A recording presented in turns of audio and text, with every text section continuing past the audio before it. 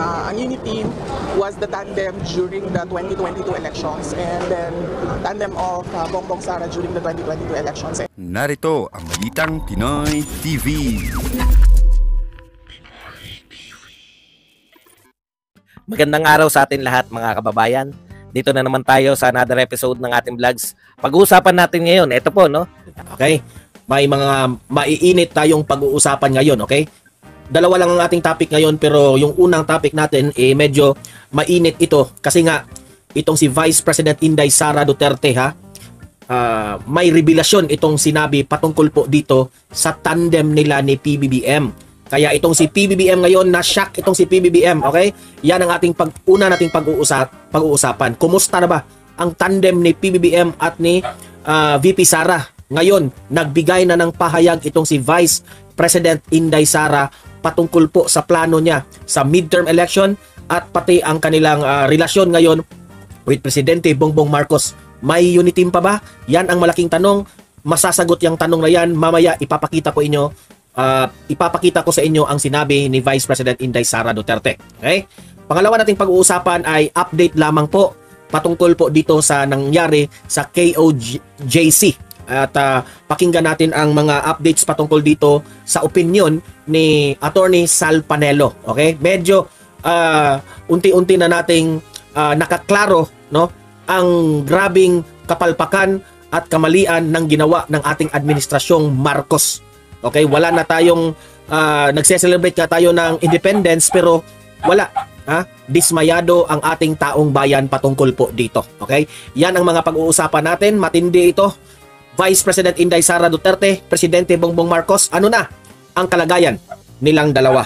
May unity pa ba? Pero bago ang lahat, bago natin ito pag-uusapan, help me po na i-like at saka i-share itong ating video. Wait muna i-like at i-share ang ating video para guys kakalat naman ito sa taong bayan. Okay, di ko makita yung chat niyo pero I'll do my best na makita yung para makapagbasa ako Like and share guys para kakalat sa taong bayan. Sabay-sabay natin i-like, i-share sa Facebook at YouTube. 1, 2, 3, go. Ayan, thank you very much. And also guys, paki-subscribe, paki-follow para lagi kayong updated sa mga balita na kagaya nito. At ma-notify ang inyong mga cellphones kung meron tayong breaking news. Okay, sabay-sabay nating i-follow, i-subscribe Facebook at YouTube. 1, 2, 3, go. Follow, subscribe. 1, 2, 3, go. Okay, naka-follow, subscribe na ba lahat? Ayusin ko muna itong docs ko para makita yung inyong mga comment ninyo dito sa chat natin, okay? Unahin na natin itong ambush interview ni Vice President Inday Sara Duterte. Ano bang nangyari sa ambush interview ni Vice President na ikinagulat nitong si Presidente Bongbong Marcos? Okay? Sa balita ng UNTV, ito yung nakalagay. Si Vice President Sara daw, sinabing tapos na ang unity team tandem kay PBBM. Kaya pala nagulat itong si PBBM. VP Sara, sinabing tapos na ang unity team na tandem nila ni PBBM.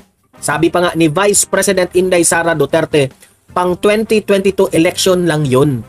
Okay? So it's very clear na sinabi ni VP Sara na wala na raw unity team. Okay? Yan ang interpretasyon ng UNTV. Okay, so panoorin natin. Baka meron tayong kung papanoorin natin, sabay-sabay nating i-react ito kung ano ang magiging opinion natin sa mga ma-observe natin sa mga sinabi ni VP Sara. Himay-himayin natin, okay? Sabay nating panoorin. Ready? Pasok, VP Sara. Hanggang 2022 lang ang unity team. Ito ang direktang sagot ni Vice President Sara Duterte nang tanungin kahapon kung buo pa ba ang tandem ng unity team. Okay, hanggang 2022 lang ang unity team. So meaning to say, sabi ni VP Sara, ang 2022 is for unity team only. Tapos na. Tapos na. Okay, tuloy. Ayon kay VP Sara, nagawa na nito ang kanyang purpose na panalunin sila sa halalan. Na ang unity team was the tandem during the 2022 elections and then tandem of Bongbong Sara during the 2022 elections. And then naman ang elections nila og nami. And pasalamat din sa ato ang mga kaigsuunan sa ating mga kababayan sa kanilang suporta sa tandem ng noong 2022. So the unity team. So yung malalim yun Yung sinabi ni VP Sara, malalim yun. Yung sabi niya na hanggang 2022 lang yon yung aming tandem bilang unity team. Tapos na yon. Yung mga layunin namin yun sa 2022 na mapanalo namin ang isa't isa, tapos na yon. Okay? Nagtagumpay po ang layunin ni VP Sara at ni PBBM na mapanalo nila ang 2022 election. Okay? Sa madaling salita, ayon kay VP Sara, putol na ang tandem. Tapos na. Yun ang interpretasyon ko ha. Putol na, tapos na yung 2022, ang layunin namin tapos na. Ngayon, hindi na sila raw kandidato. Okay? Hindi na sila kandidato, may kanya-kanya na silang trabaho. Okay? So, walang sinabi na meron pang unit team o wala. Direktang sinabi ni VP Sara, yun lamang po ay pang 2022. Sa madaling salita, alam natin, apektado ang relasyon ni VP Sara at ni PBBM. Nasira na yung relasyon ng dalawa. Unang-una, hindi naman direkta na nasira ang kanilang relasyon dahil nasa kanila yung problema. Kung tutuusin, wala sa kanila yung problema. Hindi nagka-problema si VP Sara at si PBBM na silang dalawa. Una, kung i-analyze natin bakit nagiba ang unit team, bakit nasira ang tandem ng VP Sara at PBBM, unang-una, dahil kay Martin Romualdez. Yun ang pinakauna.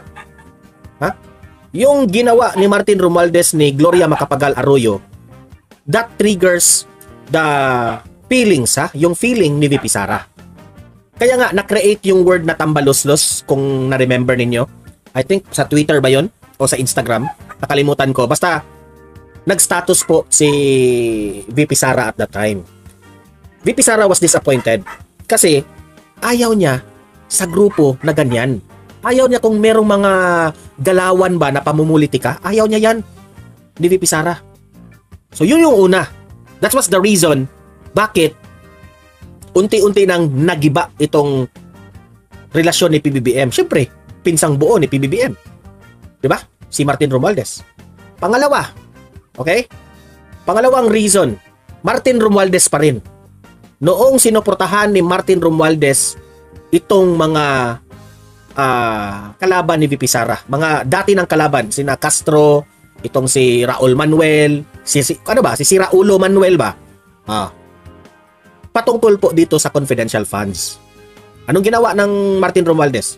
Sinuportahan niya at hindi niya inaprubahan yung confidential funds ni VP Sara the following year. So it's very obvious na tinatrabaho si VP Sara.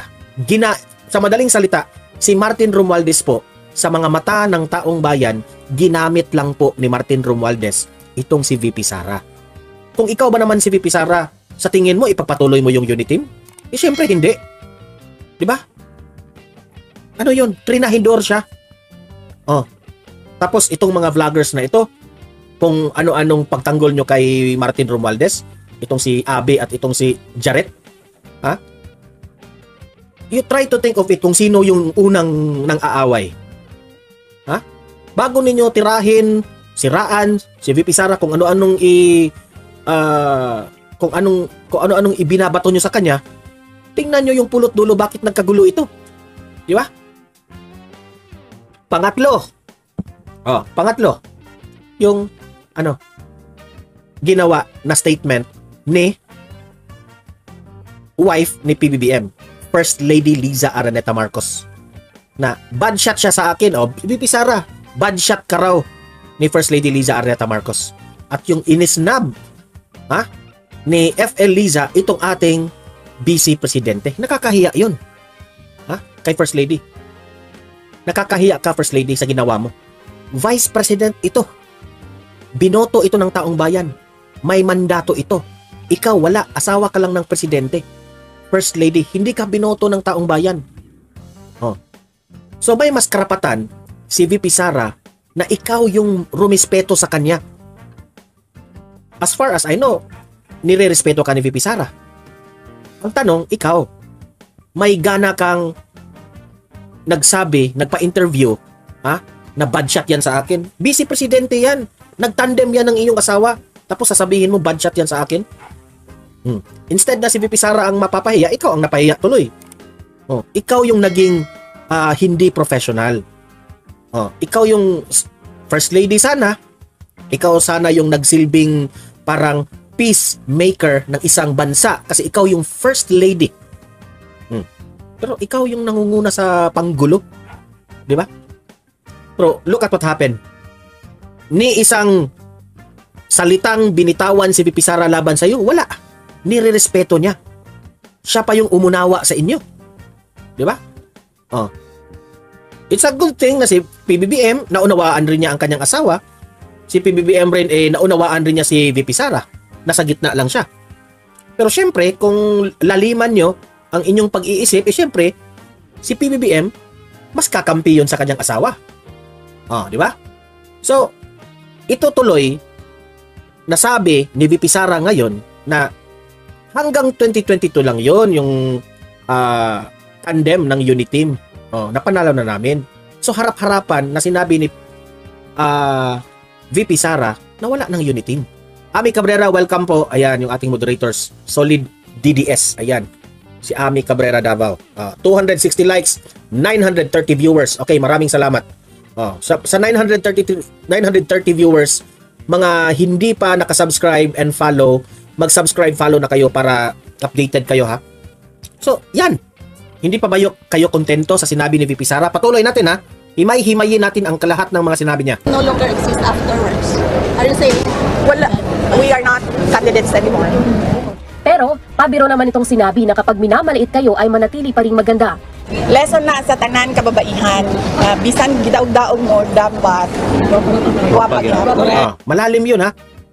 Pabiro yun na sinabi.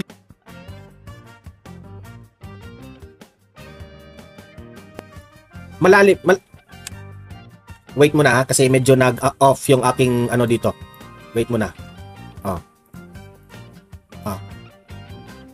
Medyo malalim yung sinabi ni VP Sara. Sinabi niyang tayong mga babae, kung inaapi tayo, dapat maganda pa rin tayo. Malalim yun. Bakit? Sa madaling salita, parang sinabi ni VP Sara na siya ay inaapi. Siya Senpai, hello po. Siya ay inaapi. Alam naman natin kung ano yung ginawa ng mga kongreso sa kanya. Patungkol po sa confidential funds, kung ano-anong mga bintang nila tungkol dito sa 11 days na raw ginasta yung pera ng confidential funds. Tapos inaapi pa siya patungkol dito sa Department of Education. Bakit raw hindi itinaas sa mga vloggers? Bakit raw hindi itinaas ni VP Sara ang mga sahod ng mga guro? Hindi naman si VP Sara ang may kasalanan yan. Kung gusto nyong tumaas ang sahod ng mga guro, ang Kongreso, doon kayo mag-rally sa Kongreso. Kasi itong mga nagrarally itong VP Sara Resign Movement, yun ang panawagan nila. Doon kayo magreklamo sa Kongreso.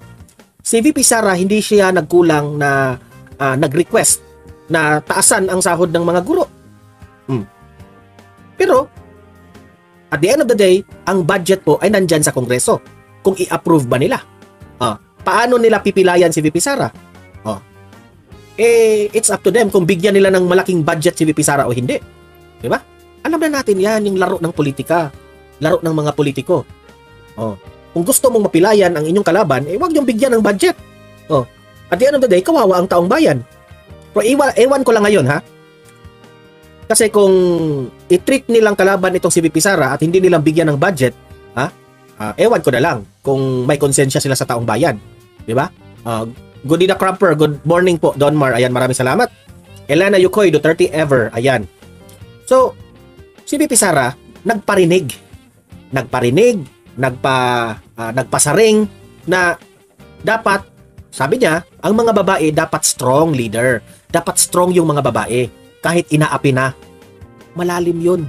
It deals with kung anong nangyari sa relasyon ngayon ng mga Marcos at Duterte. Pabiro yun pero may laman yun. Ilang mga impormasyon ang napaulat na nagkaproblema ang Uniteam matapos ang pahayag ni First Lady Marcos na hindi nito gusto ang Vice Presidente. Nitong nakalipas na mga buwan, ilang mga kaalyado naman ni dating Pangulong Rodrigo Duterte ang nasuspinde. Tulad na lamang ni Cebu City Mayor Michael Rama at Davao del Norte Governor Edwin Hubahib.